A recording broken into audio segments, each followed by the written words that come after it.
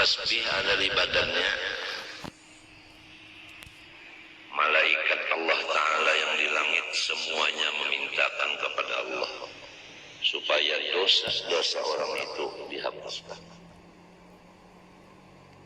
Jadi kira-kira anak-anak tuh semua jangan ada nang kada bisitas tasbih. Jangan tasbih nang di dadar itu aja 2 biji.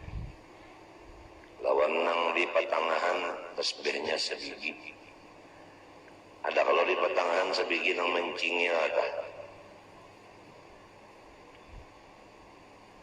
Ndang ada. Jadi ikam bisa tasbih berapa?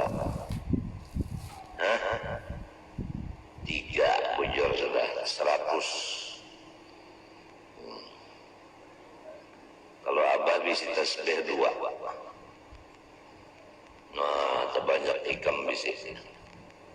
Marilah tasbih sama-sama kita praktek supaya menjelang. Andai kata tasbih itu nang 33 kah, nang 100 kah lawan kepalanya ada di badan kita, senantiasa malaikat mintakan ampun kepada Allah Subhanahu wa Ta'ala atas dosa-dosa kita. Walaupun kada diketek lawan tangan, asal ada di kantong. Ibaratkan membawa jauh tasbih.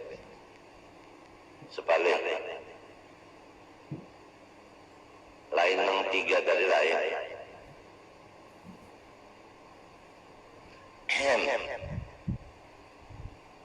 Menukar tasbih buntungnya. Nang murah-murah aja, jangan nang larang-larang. Asal ada bisi. Apalagi kalau bisa mengambil ijazah tasbih. Lawan guru itu mengambil ijazah lawan gurunya sampai kepada Sayyidina Muhammad SAW. Yang diantara fadilatnya ijazah tasbih itu masuk surga bighairi hisab. Limbah bangun dari kubur tengah ada di dalam surganya aja. Kada tahu bapanas di padang mahsyar, kada tahu betiti siratal mustaqim, kada tahu betimbang, kada tahu berhisab. Pokoknya bangun di kubur ada di surga. Nah, itulah ijazah tasbih. Satu lagi ijazah bersalaman. Rasulullah bersabda, siapa bersalaman dengan aku dan sampai hari kiamat, jazah musafahah, saya masuk surga kalau berhisab juga. Ada lagi yang semacamnya berasuk tangan. Kalau bersalaman minto, berasuk tangan minto.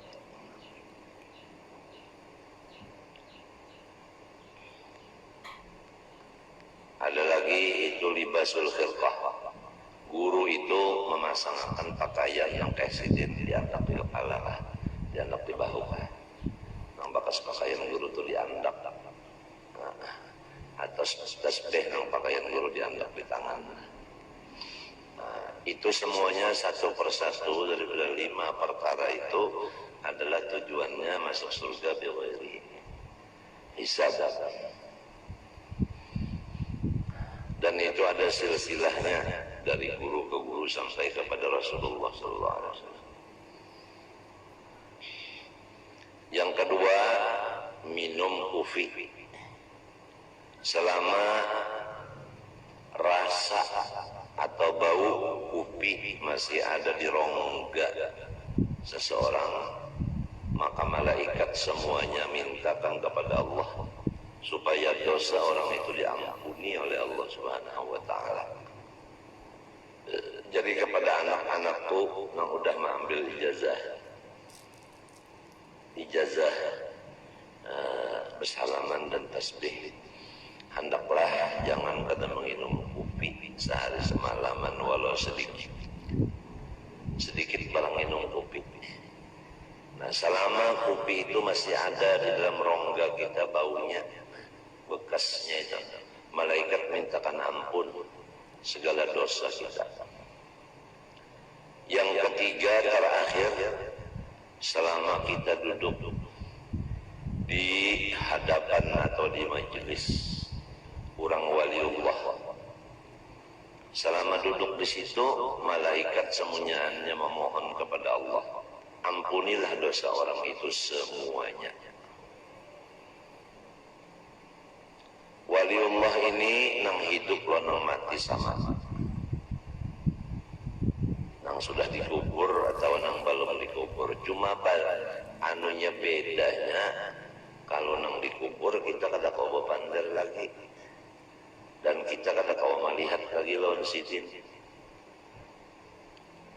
dan kita kada kau lagi bahasa salaman lawan sidin. Sidin sudah dalam kubur, ya Allah. Kalau nang masih hidup, kau bersalaman lawan sidin, kau melihat lawan sidin.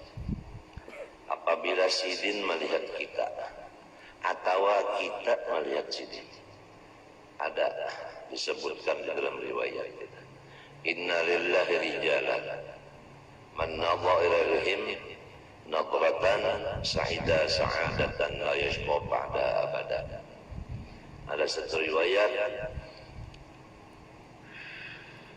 man nadharu ilaihi nadratan sa'ida sa'adatan la yashqa ba'daha abada. Bahwasanya wali-wali Allah Ta'ala itu apabila melihat akan seseorang dengan mata beliau, orang yang dilihat beliau itu untung selama-lamanya. Atau beliau kada melihat, tapi kita melihat non beliau. Nah, ada cengang ya kita lawan sidin minten. Maka si kita ini ditulis untung dunia akhirat. Lamun sidin melihat lawan kita, kita melihat lawan sidin, luar biasa. Nah, inilah hidup kita siang malam ini. Pertama, menuntut ilmu nang mengakibatkan kita ini sehari demi sehari bertambah untung. Jangan sehari-sehari bertambah rugi. Menggunakan mata, menggunakan muntung, menggunakan awak. Awak duduk di majelis waliullah, mata memandang waliullah, tangan bersalaman lawan waliullah, di awak ada tasbih. Sudah rancak kita mendengar apabila orang duduk di majelis waliullah, sama ada nang hidup maupun nang mati, duduknya itu sekadar memecah intalu sebigi, intalu mantah. Intalu mantah itu ambil sebigi, diketek lawan tangan pecah. Duduknya di majelis wali sekadar itu aja, satu mat mana. Maka pahalanya kita duduk satu mat itu lebih banyak daripada mulai keluar di parut beribadat siang malam non-stop sampai mati. Misalnya ada seseorang namanya Abdullah, dia duduk di majelis wali sekadar memecah intalu sebiji. Ada seseorang namanya Abdurrahman, mulai keluar di parut rumah langsung beribadat siang dan malam, umurnya 100. Kada sing ampihan beribadat 100 tahun mati. Maka Abdullah itulah yang paling sugih pahala daripada Abdurrahman tadi. Nah, itulah artinya cara orang mencari keuntungan hidup. Ma'andak akan burit duduk di majelis waliullah, sekadar memecah intalu sebiji. Kalau duduknya seperempat jam memecah intalu berapa biji? Coba bayangkan, kaliakan aja untung banget. Cuma kalau orang munafik duduk di majelis wali itu sama dengan burung duduk di dalam sangkar. Dia berpikir hendak keluar daripada sangkar itu. rasa kada nyaman di dalam sangkar. Dia lengah daripada Allah. Dia duduk bukan di majelis wali. Dia kada bisi tasbih.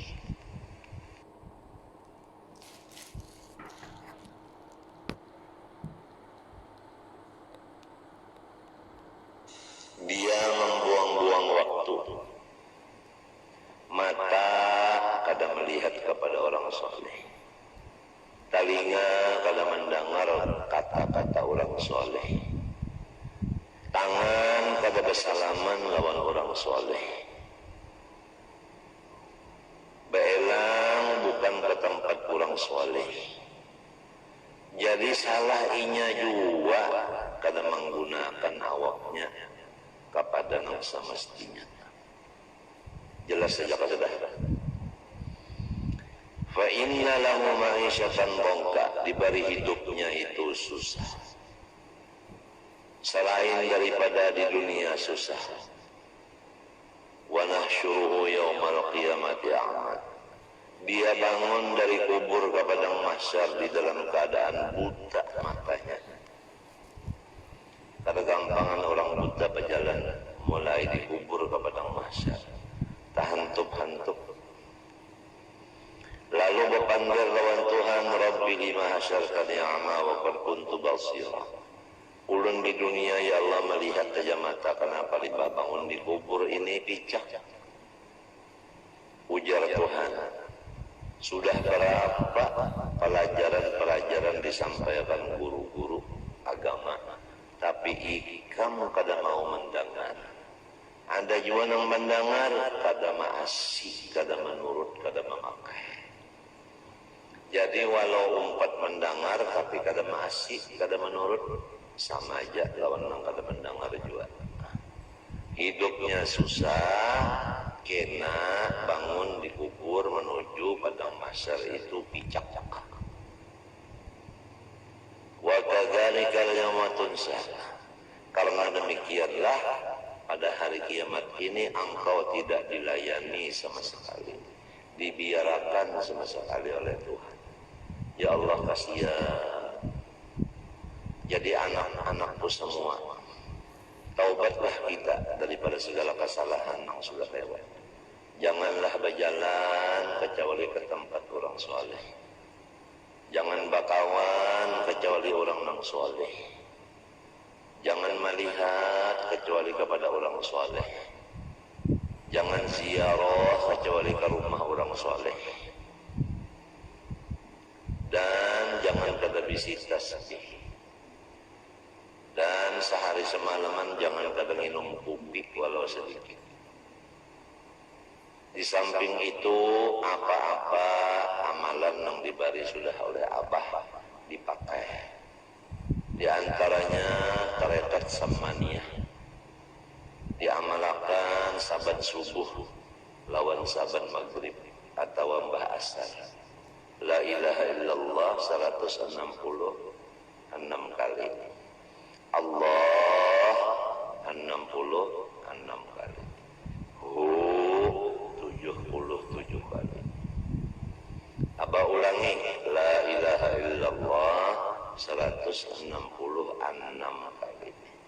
Allah 66 kali. Hu 77 kali. Kemudian membaca wasiat sidin 4 kali berturut-turut.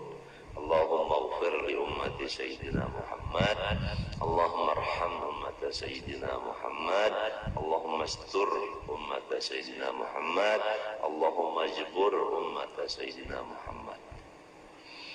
Jadi tarekat samaniyahnya itu tadi diamalkan pagi sore, doanya pun 4 berturut-turut, sekurangnya 5 sembahyang subuh aja. Kalau bisa sore pun dibaca juga.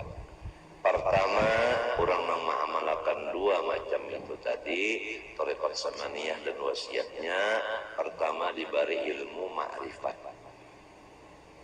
Yang kedua dimurahkan rezeki yang halal. Mana sugih, mana halal. Hakunlah sugih halal orang.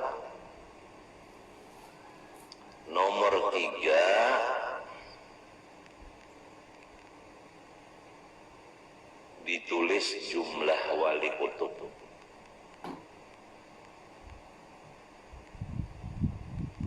Jadi anak-anakku semuanya, barilah waktu limbah subuh, limbah asar atau limbah subuh, limbah maghrib. Baca la ilaha illallah 166 kali. Allah 66 kali. Hu 77 kali. Kemudian Allahumma ighfir li ummati sayyidina Muhammad, Allahumma arham ummata sayyidina Muhammad, Allahumma astur ummata sayyidina Muhammad, Allahumma jibur ummata sayyidina Muhammad 4 kali berturut-turut. Tasbih jangan kada bisi. Kopi jangan kada nginum sedikit barang. Dan yang lebih penting lagi, dirancaki duduk di majelis waliullah. Adab ziarah kepada waliullah, jangan tangan 10. Nah, itu. Harus ada yang dihadiahkan lewat sijil. Itu memang Tuhan yang mengatur. Idza najaitumur rasul faqaddimu baina yaday najwakum shadaqah. Bukan waliullah itu meminta akan hadiah, sama sekali tiada. Tapi Tuhan mengatur kita adabnya kalau hendak belang babawaan. Jangan tangan 10. Ya ayyuhalladzina amanu idza najaitumur rasula faqaddimu baina yaday najwakum shadaqah. Nah, itu artinya membawa hadiah. Itulah peraturannya orang ziarah. Kalau di sana ada wasiat, bacalah wasiatnya.